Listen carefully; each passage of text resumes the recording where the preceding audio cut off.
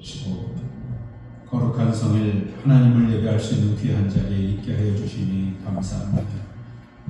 하나님을 높이고 찬양하고 예배할 때마다 하나님 우리에게 은혜를 덧입혀 주심으로 세상 가운데에서 하나님 주시는 기쁨으로 살아갈 수 있도록 인도하여 주옵소서. 오늘 하나님 저희들 말씀 앞에 있습니다. 깨닫는 영을 더하시고 주의 은혜로 충만한 시간 되도록 주님 인도하여 주옵소서. 전하는 자와 듣는 이들 모두가 함께 은혜받을 수 있도록 성삼위 하나님 이 시간 함께하여 주시길 원하며 예수님의 이름으로 기도드립니다.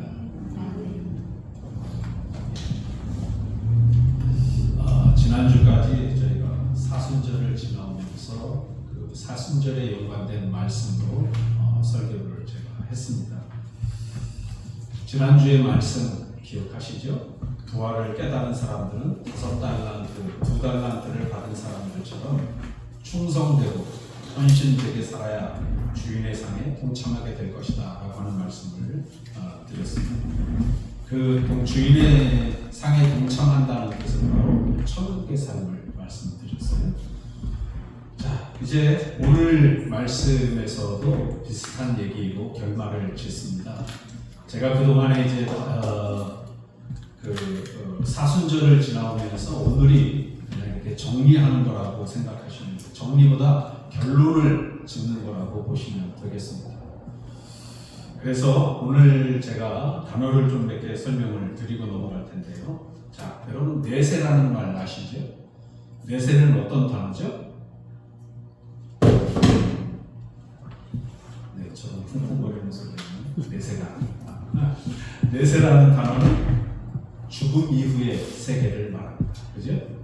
자, 그리고 또 하나는 소망이라는 단어. 오늘 제가 이 단어를 드리는 게 설교에 연관이 되기 때문에 이 말씀을 드리는 거예요. 자, 소망이라는 단어는 희망이라는 단어하고 같아요, 사실은. 그런데 제가 말씀드리지만 희망은 세상적인 겁니다. 자신이 바라는 것에 대한 걸 얘기할 때 희망이다, 그렇게 얘기를 해요. 그런데 우리가 사용하는 소망이라고 하는 단어는 그저 내가 단순히 바라는 것이 아니라 그 안에 플러스 뭐가 있으라면 믿음이 있어야 됩니다. 그래서 우리가 소망이라고 얘기할 땐 내 것보다도 하나님과 함께 이루어가는 것을 소망이라고 얘기합니다. 그래서 소망이라는 단어는 그만큼 의미가 있다는 것이고요.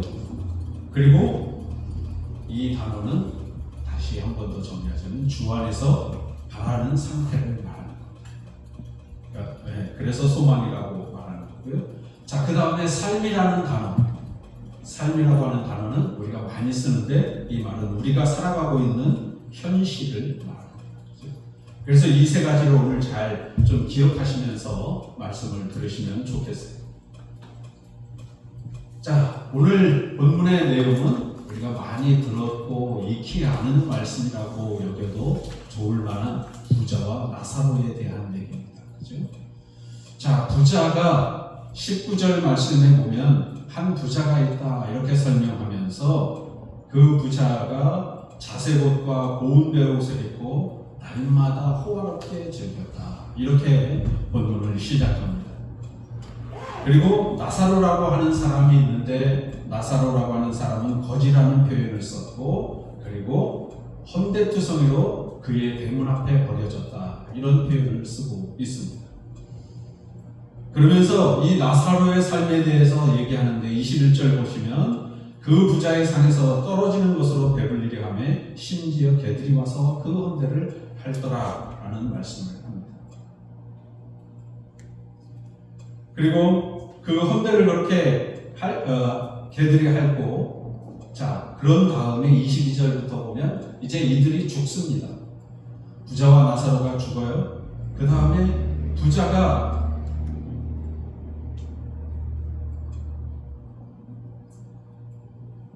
20절에 보면 거지가 먼저 등장합니다. 거지가 죽어서 천사들에게 받들려서 아브라함 품에 안겼다. 그 아브라함 품에 안겨있는 모습을 음부에서 고통을 당하고 있는 부자가 그 장면을 보게 되는 겁니다. 그래서 이 부자가 뭐라고 얘기하냐면 아버지 아브라함이요 라고 표현하면서 그 아브라함에게 나사로를 시켜서 그 손끝에 물을 좀 적셔서 내 입에 좀 갖다 주게 하십시오. 내 입을 좀 서늘하게 해주십시오 라고 표현하는 거죠. 그렇게 요청을 하는 거죠.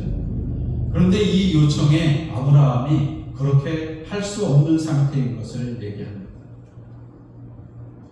그러면서 아브라함이 25절 보면 뭐라고 말하냐면 너는 살았을 때 좋은 것을 받았고 나사로는 고난을 받았으니 이것을 기억하라. 이제 그는 여기서 위로를 받고 너는 거기서 괴로움을 받을 것이다. 이렇게 표현합니다. 자, 이 물도 자기가 목마르고 목이 타는데도 불구하고 그걸 들어주지 못하니까 이 부자가 얘기합니다. 그렇다면 저 나사로를 보내서 우리 집에 보내서 그 사람들에게 좀 복음을 전해 주십시오 라고 하는 표현이죠. 자, 그럴 때 뭐라고 얘기하냐면 아브라함이 그건 그렇지 않고 그렇게 못한다. 거기에 모세와 선지자들이 있으니까 그 사람들을 통해서 그들의 말을 들을 것이다. 그러니까 또 부자가 뭐라고 하냐면 아닙니다. 죽은 사람이 내려가면 그 사람들이 보고 회개하지 않겠습니까? 그러니까 저 나사로를 좀 보내십시오 라고 하는 거예요. 그래서 다시 한번 아브라함은 강조합니다. 모세와 선지자의 말을 듣지도 않는 사람은, 그 사람들의 말을 듣지 않는 사람은 죽은 사람이 설령 살아서 내려가서 복음을 전한다고 해도 그건 듣지 않는다 라고 하는 표현으로 오늘 말씀이 정리가 됩니다. 자, 제가 여기서 세 가지로 좀 말씀을 나누려고 그래요. 그 첫 번째가 뭐냐면 이 땅에서의 삶을 말합니다. 자, 이 부자와 나사로의 모습을 이 땅에서의 삶을 사는 모습을 19절에서 21절까지 말씀하고 있어요. 부자는 말씀해 보시면 자색 옷을 입고 고운 베옷을 입고 어떻게 해요? 날마다 매일같이 어떻게 했다고요? 호화롭게 즐기더라 라고 하는 말씀이에요. 자, 여러분, 우리가 생각하는 부자는 돈이 많고 여유가 있는 사람입니다. 그죠? 그래서 자신이 즐겁고 또 행복하고 기분 좋게 살 수는 있어요. 그러나 본문의 부자는 표현하기를 호화롭게 즐겼다라고 하는 표현으로 일반 부자들과 좀 다른 삶을 살게 된 뉘앙스를 살짝 볼 수 있습니다. 자, 호화롭다는 말이 말해주듯이 평범한 잔치가 아니라 화려하고 찬란하게 그리고 사치스럽게 즐겼다는 겁니다. 호화롭다는 말이 그런 표현이었어요. 여기 보시면 이제 날마다 호화롭게 즐기더라라고 하는 말에 중점적으로 보이는 단어가 바로 사치스럽다라고 하는 단어였어요. 그러니까 부자는 그저 다른 사람들처럼 평범하게 지낸 것이 아니라 그렇게 사치를 부리듯이 매일같이 잔치를 즐겼다는 겁니다. 이런 모습이 바로 부자가 가진 모습이라고 하는 거죠. 누가 봐도 놀라울 만한 정도의 잔치를 하루가 아니고 매일같이 즐기면서 살았던 사람. 자, 반면에 나사로라고 하는 사람은 어떻게 살았죠? 그 집 대문 앞에 버려진 채라고 하는 표현이 있습니다. 그래서 여러분, 사람이 버려졌다라고 하는 의미를 어떻게 생각하세요?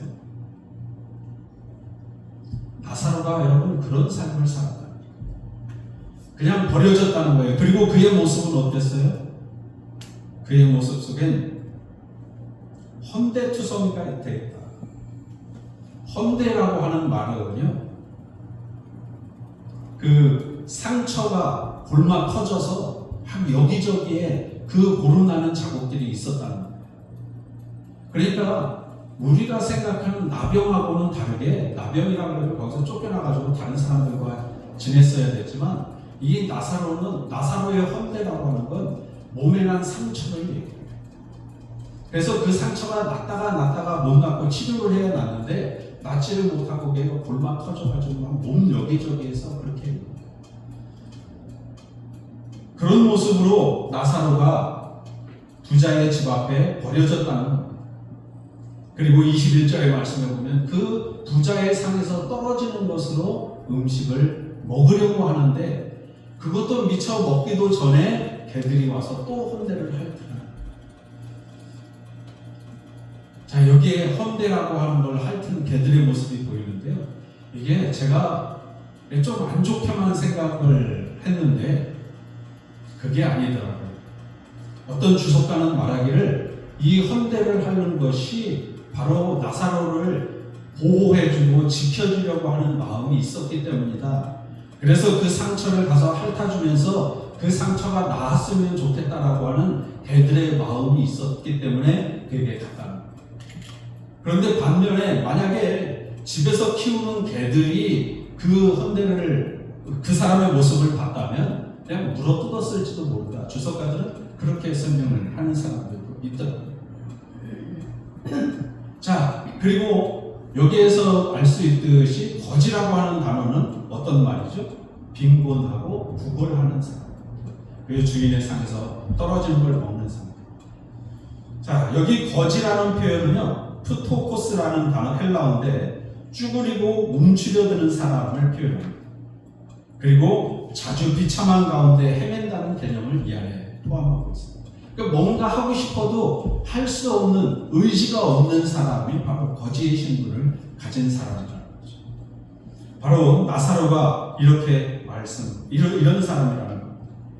그래서 헌대라는 단어를 제가 또 찾아봤더니 이 헌대라는 말은 헬코라고 하는 헬라어인데 이 단어의 뜻이 뭐냐면요, 상처, 종기, 헌대, 그 다음에 심지어 그 상처에서 모락모락 증기가 나는 거예요.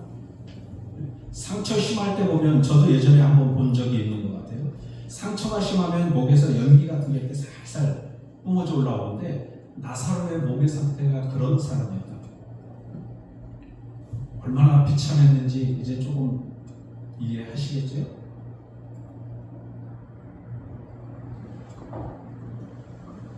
그렇게 처참하리만큼 버려진 채로 살아가고 있는 사람이 나사로였다는 겁니다.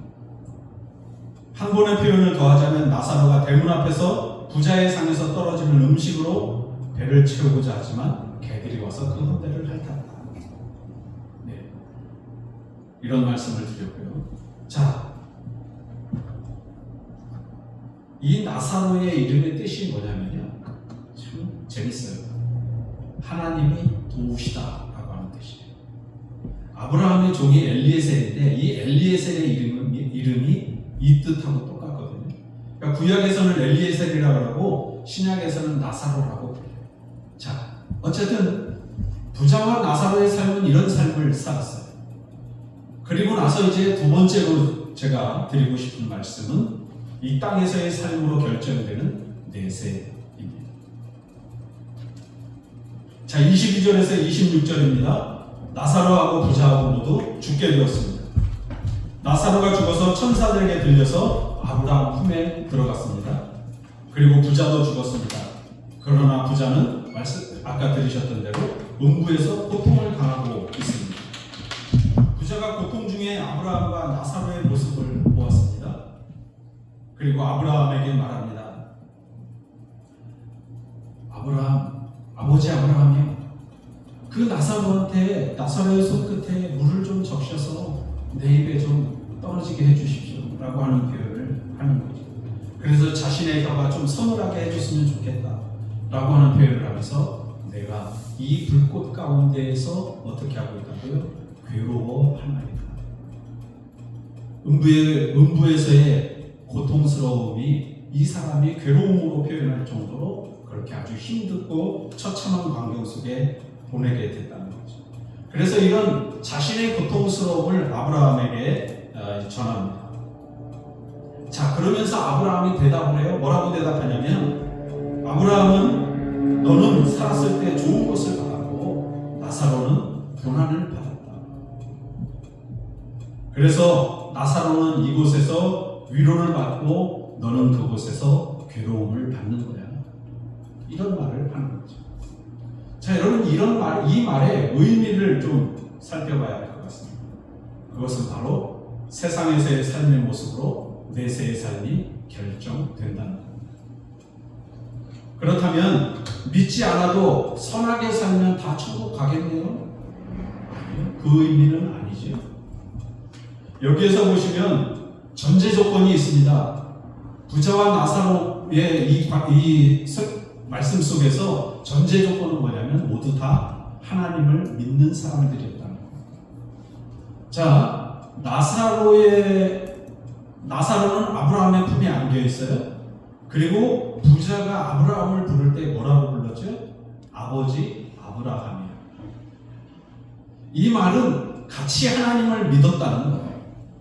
이 의미가 굉장히 중요한 것을 보게 되는 겁니다. 같은 이스라엘의 자손이고 아브라함을 아버지로 부르는 것으로 알 수 있듯이 그들은 모두 하나님의 자녀라는 겁니다. 그렇지만 부자는 호화롭게 살면서도 자신의 집 앞에서 거의 죽을 모습을 하고 고통과 신음 중에 살고 있는 나사로를 외면하고 모른 척 했다는 겁니다. 왜냐하면 자신의 호화로움으로 잔치를 하며 살았기 때문에 그것이 보이지 않는 거죠. 이것은 자신 위주의 삶을 살았다는 것을 의미합니다. 그러나 아브라함은 하나님의 사람은 그렇게 살아서는 안 된다는 걸 오늘 여기서 말씀으로 부자에게 교훈하는 것으로도 알 수 있습니다. 그래서 현세에서의 삶으로 내세가 결정되는 겁니다. 자, 여러분, 이 말씀을 보시면서 조금 오해를 하실 경향이 있어서 부자의 모습을 조금 제가 비유적으로 한번 말씀을 드려보겠습니다. 성경을 가지고 계시니까 14절과 15절을 보세요. 14절과 15절을 보시면 같이 한 목소리로 같이 찾으셔서 읽어보실까요? 성경 덮지 말고 펼쳐놓으세요. 제가 또 다른 데도 볼 겁니다.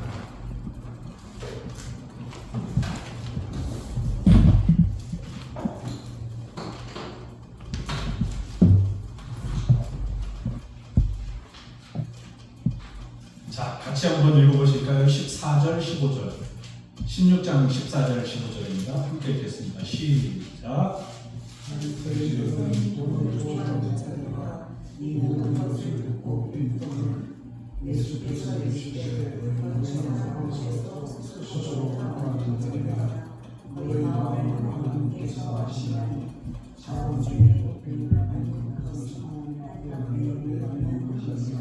자, 14절 앞에만 봐도요, 바리새인들은 어떤 사람들이라고요? 어떤 사람들이라고요? 돈을 좋아하는 사람들. 자, 바리새인들이 일반 백성들이 보기에는 야, 믿음이 좋은 사람들이라 평가할 정도의 사람들이었습니다. 그렇지만 믿음이 있어도 하나님의 사랑을 이웃에게 나누지 못하면 그것도 형식적인 믿음이다라고 하는 표현을 갖고 있습니다. 그러니까 바리새인들은 진실한 믿음의 사람들이 아니고 신실하게 사는 사람들이 아니라 어떻다는 거예요? 자기 위주로 사는 사람들이었습니다. 그를 성경은 외식하는 사람들로 표현합니다. 외식하는 사람들이란 겉과 속이 다른 사람들을 얘기해요. 겉으로 보이기엔 사람들한테 잘 보이면서 내가 믿음 안에서 산다라고 하는 걸 자랑하듯이 하는데 그 내면에는 믿음이 없는 사람. 그러니까 이웃을 살필 줄 모르는 사람들을 여기에 비유합니다. 그래서 이 바리새인과 부자를 연결해서 이해하시면 좋아요. 부자를 그러니까 어디에 비유했다는 거예요? 바리새인한테 비유했다.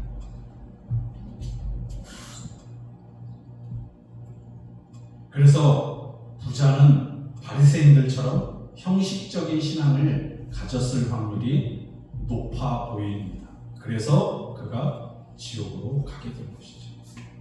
자, 그 다음에 세 번째는요, 내세에서의 소망을 말합니다. 앞에서 말씀드렸듯이 내세는 천국과 지옥을 의미해요. 그 말씀은 바로 27절에서 31절까지의 말씀에 있습니다. 천국에서 살아가고 있는 사람 나사로, 그죠? 더 이상 그는 바랄 게 없는 사람이죠. 왜냐하면 천국은 그만큼 좋은 곳이기 때문에 그렇습니다. 왜요? 몸만 봐도요, 부자가 지옥에서 당하고 있는, 음부에서 당하고 있는 고통만 봐도, 그죠? 나사로는 그런 고통을 당하고 있지 않으니까 좋은 곳에 있는 것을 표현하게 되죠. 그런데 부자가 있는 곳은 오늘 말씀에서도 알듯이 음부라고 말하고 고통 중에 있다고 말하고 이 불꽃 가운데서 괴로워한다라고 하는 말로 음부가 얼마나 힘든 곳이고 그곳이 지옥이겠구나라고 하는 이해를 얼른 할 수 있게 되는 것이죠. 그렇기 때문에 부자에게 있어서의 소망은 어떤 소망이에요? 자신의 가족이 이곳에 오지 않았으면 좋겠다라고 하는 것이 소망이 되지 않았겠어요? 그래서 27절에서 보니까 이 부자가 하는 말이 나사로를 내 아버지의 집에 보내주소서 이렇게 요청하는 거죠.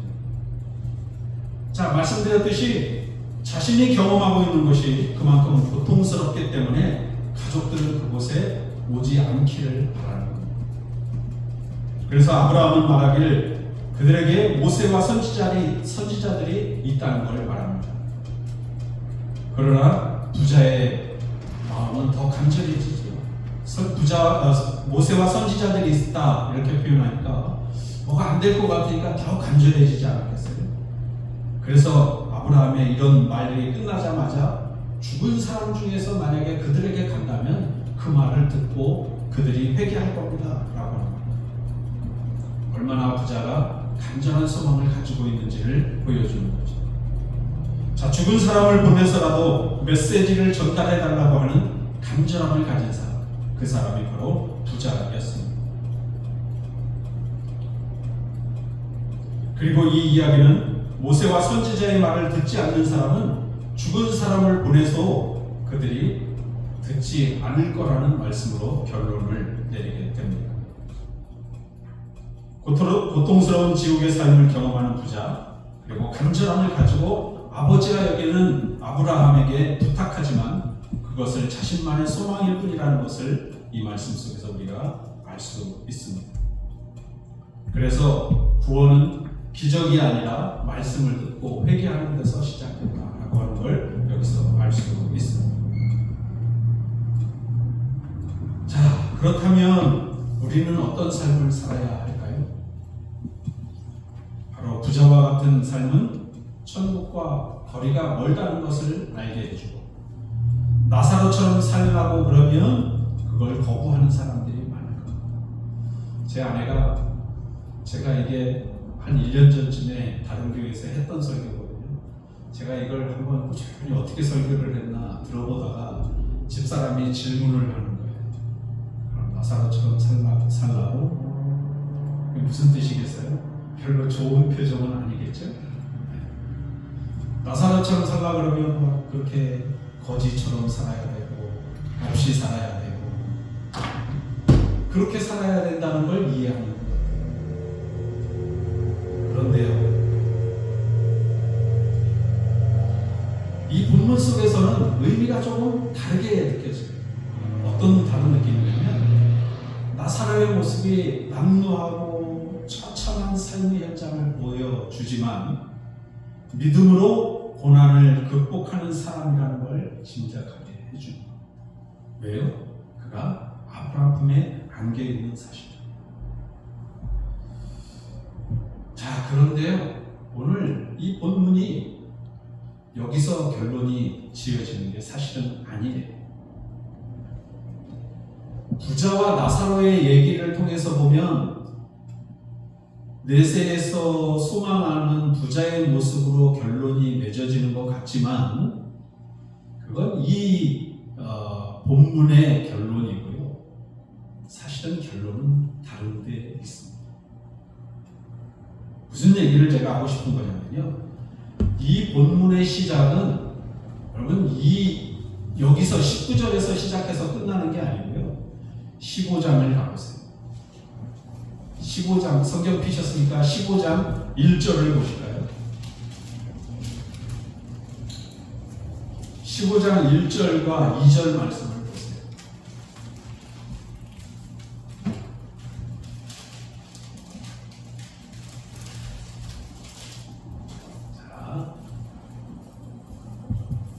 자, 한 목소리로 같이 읽어보시겠습니다. 시작. 모든 세리와 죄인들이 말씀을 들으러 가까이 나아오니 바리새인과 서기관들이 수군거려 이르되 이 사람이 죄인을 영접하고 음식을 같이 먹는다 하더라. 그러면서 3절부터 예수님이 비유로 이제 말씀을 하시는 거예요. 그들한테 비유로 말씀하는 거예요. 누구한테? 세리와 죄인들에게, 바리새인과 서기관들에게 지금 비유로 계속 말씀하는 거예요. 그래서 오늘 다는 못하고요. 쭉 가서 한번 읽어보시면 아실 거예요. 이른 양 비유, 이른 드라크마 비유, 둘째 아들이 돌아온 탕자의 비유, 이러면서 끝까지 와요. 이렇게 계속 이어져 내려와요. 그러다가 아까 읽어드렸던 14절에 도착합니다. 14절에서도 다른 본문이 시작하는 게 아니라요. 그런 사람들과 같이 회개하지 않는 사람들, 믿음이 있는 줄로 착각하는 사람들이 누구라고 얘기하는 거냐면 바로 14절에 바리새인들이라고 얘기해요. 그러니까 바리새인과 누가 연결된다고 말씀드렸어요? 부자하고 연결돼요. 그러니까 바리새인들한테 예수님이 말씀하시는 거는 너희들이 저 부자하고 똑같아 라고 말하는 겁니다. 그러니까 그렇게 바리새인들의 모습으로, 부자의 모습으로 살면 어떻게 된다는 거예요? 음부의 권세에 떨어지게 된다라고 하는 걸 얘기하는 거예요.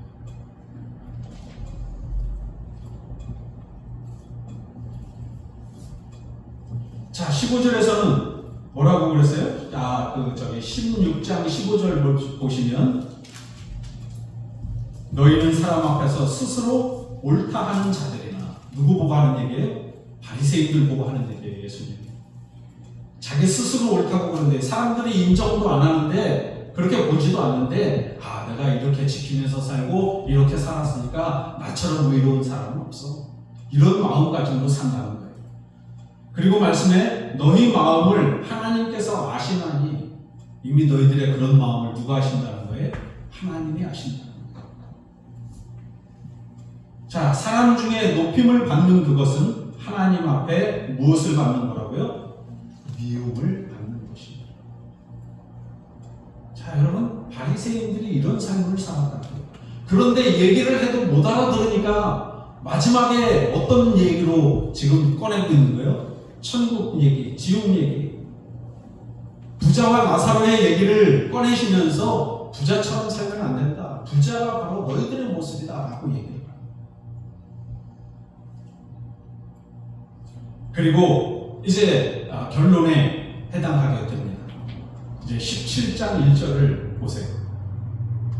17장 1절을 보시면 앞에 있는 31절과 이어져요. 부자와 나사로에 대한 얘기에서 모세와 선지자들에게 듣지 아니하면 비록 죽은 자 가운데서 살아난 자가 있을지라도 권함을 받지 아니하리라. 듣지 않는다는 거죠. 죽은 사람이 가도 듣지 않는다는 거예요.